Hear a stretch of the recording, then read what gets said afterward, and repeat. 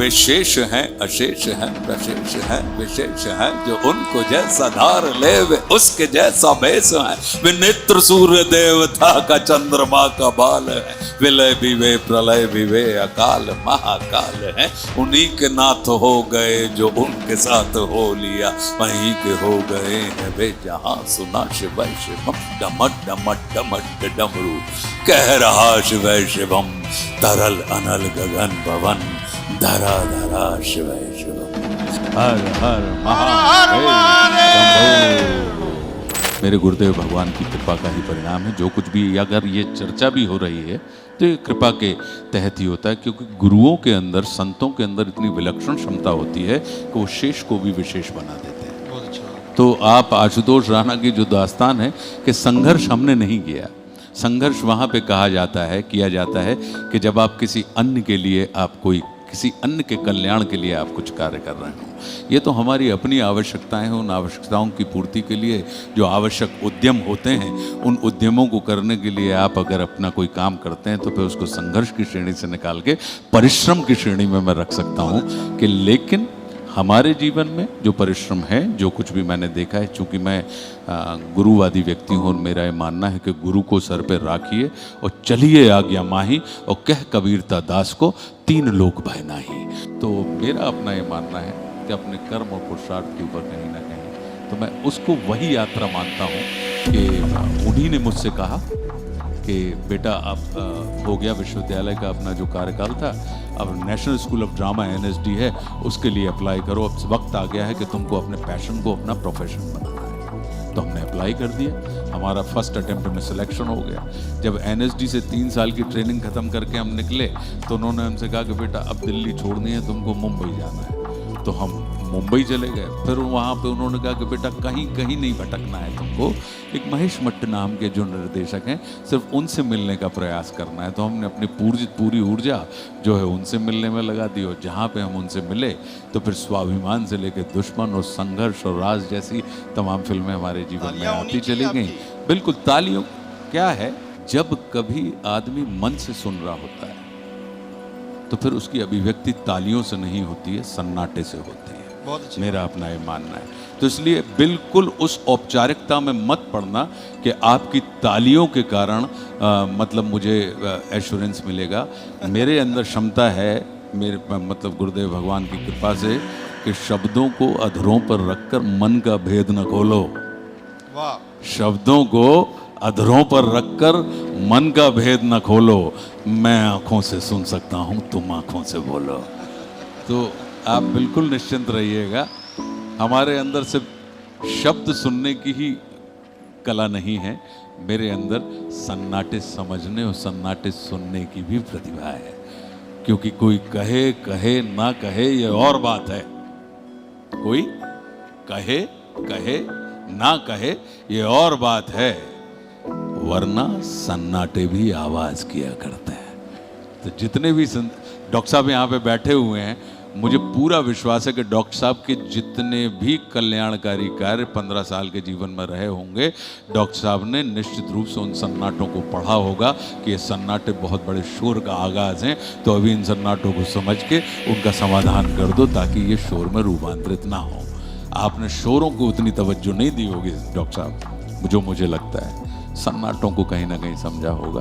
तो बिल्कुल निश्चिंत रहिएगा, हम और आप में कोई अंतर नहीं है। आपकी ही कृपा से आशुतोष राणा जो वहाँ बैठता था, यहाँ पे आके बैठ गया है। क्योंकि कोई भी नेता हो या अभिनेता हो, वो समाज के निर्माता नहीं होते, वो समाज की निर्मिति होते हैं।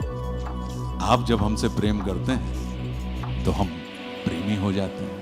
आप जब हमें सम्मान देते हैं तो हम सम्मानीय हो जाते हैं। आप जब हमारी प्रशंसा करते हैं तो हम प्रशंसनीय हो जाते हैं। आप जब हमारे काम का आदर करते हैं तो हम आदरणीय हो जाते हैं। तो मैं बिल्कुल भी इस पक्ष का व्यक्ति नहीं हूँ कि मैं कोई समाज का निर्माता हूँ, मैं समाज की निर्मिति हूँ।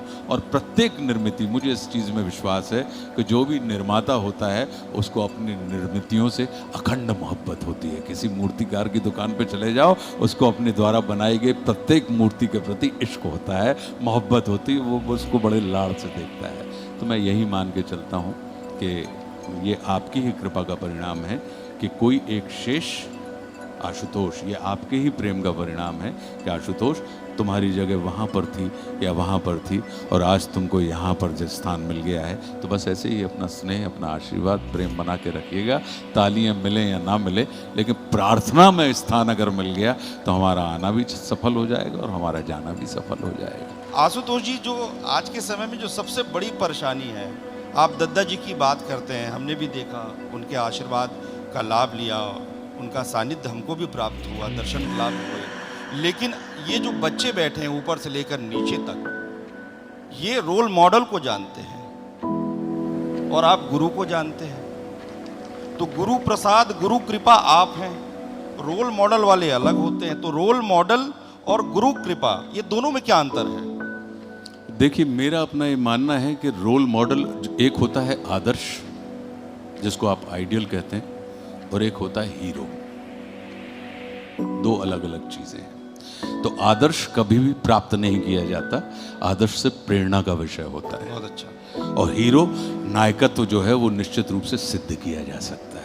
तो मेरा अपना ये मानना है कि आदर्शों के जैसा आदर्श हमें अपने जैसा बनने की प्रेरणा देते हैं।